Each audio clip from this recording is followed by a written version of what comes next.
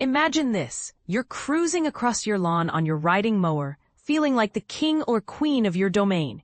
But here's the part most people miss. While you're enjoying that leisurely ride, you're actually missing out on a golden opportunity to boost your health.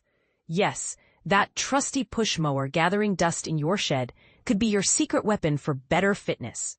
In a recent eye-opening discussion, Don and John sat down with NDSU Extension Food and Nutrition Specialist Julie Garden-Robinson to explore the surprising connection between gardening and well-being. Julie passionately argues that swapping your riding mower for a push mower isn't just about cutting grass. It's about cutting down on sedentary habits and reaping the rewards of physical activity. But that's not all. She also shares insider tips on how to maximize the nutritional value of your garden harvest, turning your backyard into a powerhouse of health benefits. And this is where it gets controversial. Is modern convenience robbing us of simple health-boosting activities? Could something as traditional as manual mowing be the key to combating our increasingly sedentary lifestyles? Julie's insights challenge us to rethink our approach to everyday tasks.